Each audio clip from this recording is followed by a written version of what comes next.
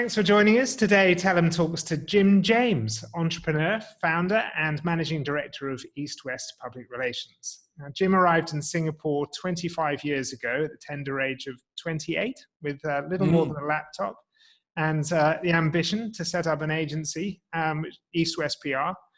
At age 40, you moved to Beijing and did the same thing again. And now you've moved back to the UK, Jim. So kind of completing the hat trick, but pointedly, not opening an office, because I think EASTWEST has become a virtual agency in some ways, so we can touch on that a little bit. Yeah. You're also, aside from being a PR entrepreneur, a man of many parts in that you become a car importer in China, Morgan Sports Cars. You're now the host of a podcast, Speak PR, which I would love to talk to you about. And in that you share your kind of thoughts, wisdom, advice and insight on the world of PR. And you're also briefly CEO of Lotus Cars, I believe, as well, in China. So many and varied career. So thank you for joining us. You are coming to us from a wonderful office space in the UK. So how's the transition been back to the UK? How are things in the UK? Yeah, Tim, first of all, thanks very much indeed. And I've watched the growth of Telum, the start of Telum and the growth of Telum over the last number of years. And you guys have done a brilliant job of providing a great service to the industry. So thank you for that as well. I moved back from China last summer. It's been actually pretty much a year to this week that we moved back with the girls to get them to school here in the UK. And yeah, I'm in what I call the TARDIS. If you hear a noise, it's because my beagle is sleeping on the rocking chair there. He likes to be with me. Overall, it's been interesting, of course, to come back to COVID times has meant that the business has been quite challenging in some respects. But you mentioned about this idea of a virtual agency. I just want to sort of maybe talk to that first, if I may, which is that virtual, in my definition, doesn't mean that we just work from home. But the relationships between the company and the consultants are the same. So when I was in China, one of the big trends was that people didn't want to travel because in Beijing, the staff would have to travel so far and the cost of living in town by the offices was so high that it became impossible to do. So what happened was increasingly staff wanted to work from home anyway. When I flew to Singapore to manage the office there, people said, they came in specifically to see me, and I had an office in India as well. And people would have to sort of come in. And I thought, well, there's something going wrong here. And when I look at companies like Airbnb or Uber, but also at films, like film production, actually, it's not a permanent crew sitting around waiting for another movie. It's experts, stylists, scriptwriters, producers who come together for that particular film, however long that project is, days, weeks, months, they all have a role. So I kind of took my cue from what was happening in China in terms of people wanting to work from home and present themselves. We see the growth of sites like Upwork and Fiverr. And so I decided about 4 years ago, in fact, to not employ more people, but to be the brand and the process and the legal entity that clients need because they have to have one to do the proper billing and have compliance and so on. But then to find consultants, many of whom are my former staff, by the way, but to have them on, if you like, a back-to-back contract. So virtual for me doesn't just mean we work from home. It means people turn up to work because they're actually kind of self-employed and working on clients. Now, as I mentioned in the intro, you arrived in Singapore in the mid-90s. With a laptop and a dream, as it were. What brought you here, and setting up an agency like in Singapore then versus the kind of experience that you've had more recently in moving back to the UK? I think obviously first of all moving to Singapore was because I had been to Asia for trade shows for a company in the digital music technology industry, and sitting on Sentosa, as it was then the World Trade Center, sipping a Coke and having a hamburger, because that's all there was there at the time. I didn't see the point in going back to Manchester, to be honest, in November.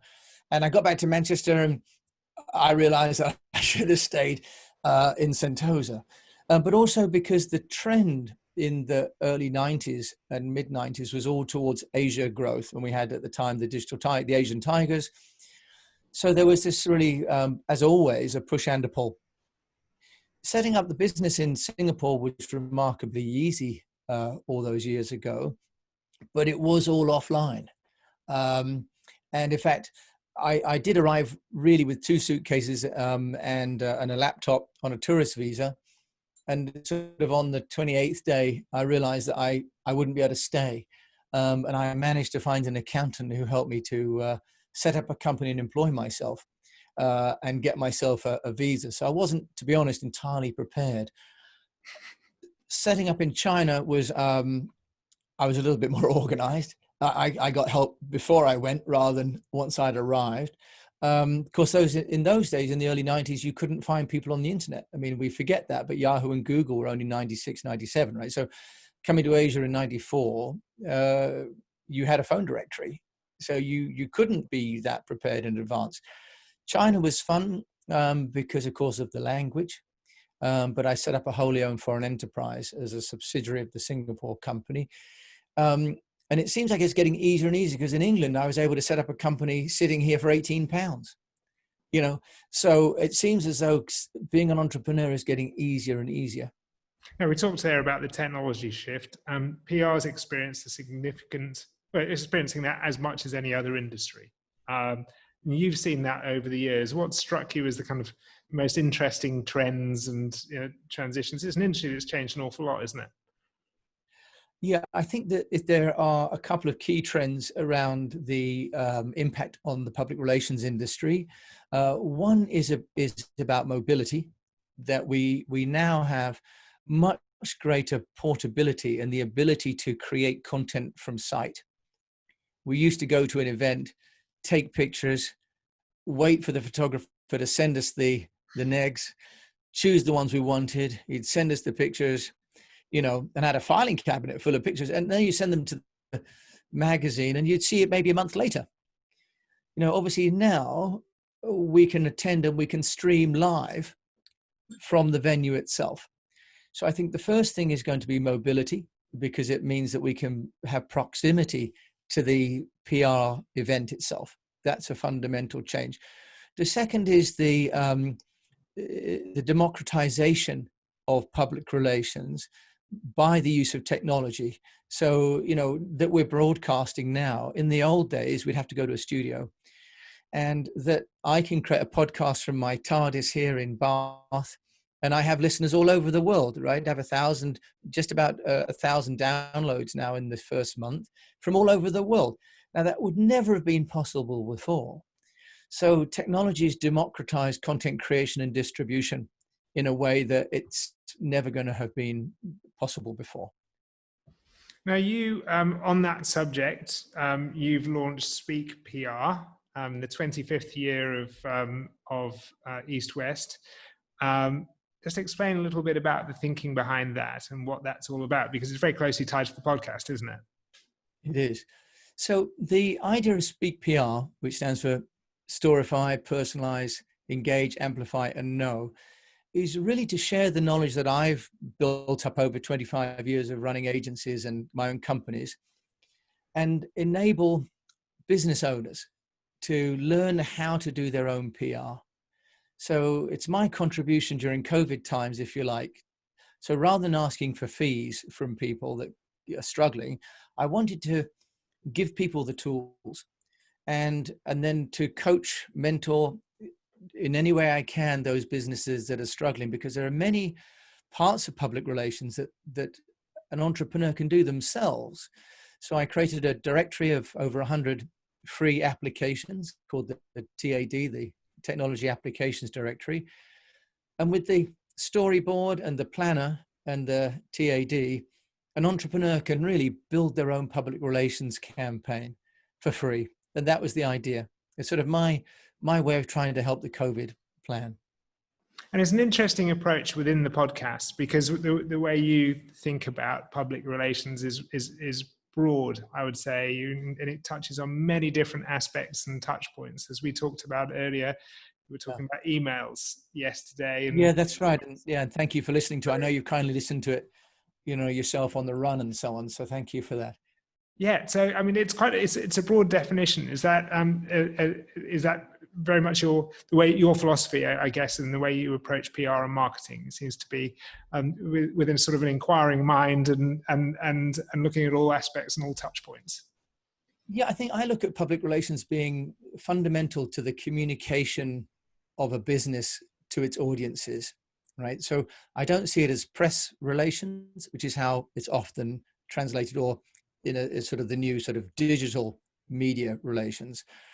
I think that's too narrow. I think from a business point of view, my experience is that it's very narrow, because what it means is that if you go into a client with just, we do press relations, it's, it's commodity really.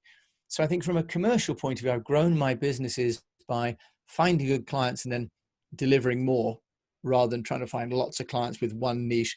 And there are products out there that can replace press relations, digital. There are tools, many of them in this directory. But also I think that I approach public relations as a business person.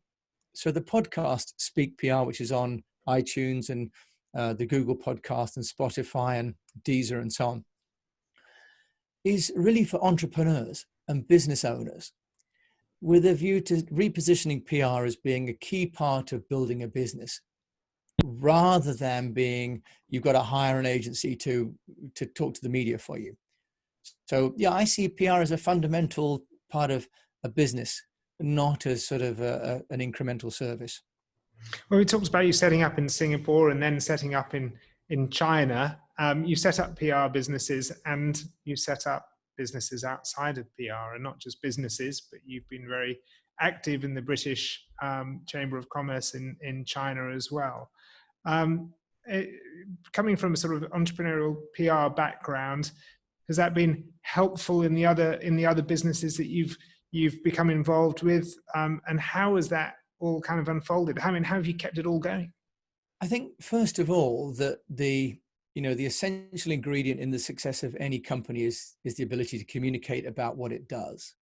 So, it really doesn't matter what you make if no one knows about it, And so the fundamental part of the businesses I've set up, whether it's the internet business, goevents.com, or the import business of the cars or the drinks, or starting the British Business Awards, is I always start with the need. It's got to start somewhere. You can't communicate without a reason for the business to exist. So starting with why, as the Simon Sinek says, right? But then the next really is about who, which is this idea that I've got around a book, which is, why am I the right person to start importing British cars? Or why am I the right person to start an entrepreneurs organization and awards for that? So as long as those things are aligned between my motivation and my personality, then I can construct a product. And once you've understood the business model of that product, actually you kind of not need to spend too much time on that anymore. And I think what we do often as entrepreneurs is we kind of over worry the essential business model. So the cost model of the PR business, and I built something called a Costomatic back in the early 90s on a spreadsheet. The essential business model of the public relations agency hasn't changed. Okay. So actually, once I've built the model, I can train people to use that model. And then I can move on to communicating in order to build the value for that model, which is finding clients and finding consultants. And once I've learned how the process of finding clients works, I can delegate that. Servicing, I can delegate that. I mentioned about the Speak PR process. So actually building a business is about identifying the business model, how you add value in the supply chain. In the car business, we bought them from the factory, we shipped them, we did homologation, we added tax and so on, and then we had a margin. Now, once I've understood the margins in each particular part of the process, I can then start to put people in place to deliver that piece of the margin. So I use now a tool like Loom, for example, loom.com, where I'm videoing work that I do every day and giving that to a virtual assistant in the Philippines. Okay, so it's all about identifying the value, and then building the process, and then replacing yourself with those people who are better than me at doing those particular jobs.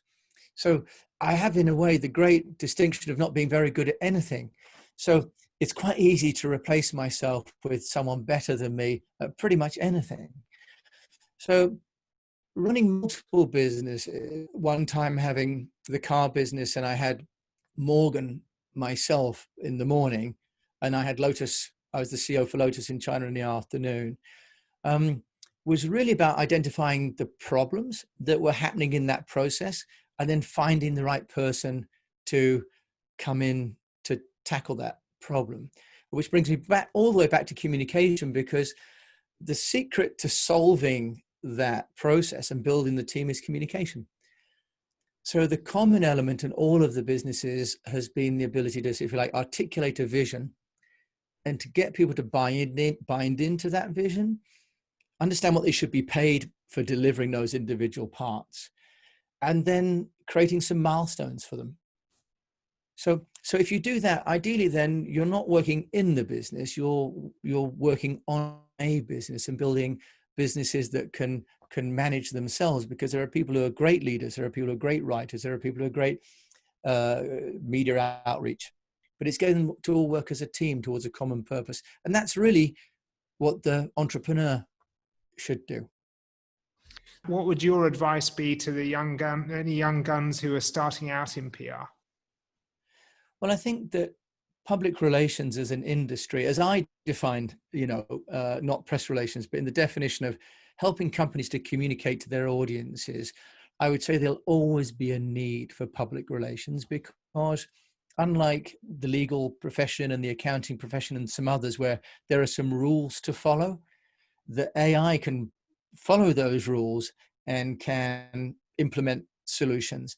But because PR is essentially a business about intuition, about emotional intelligence, about human engagement, there will always be a need for public relations. And because companies are constantly moving, growing, slowing down, and economies, there are so many variables, the only way for companies to survive is to communicate about what they're doing next and what they're doing now. So I would say, first of all, I think it's a great choice as a career, because I think it's fundamentally sustainable.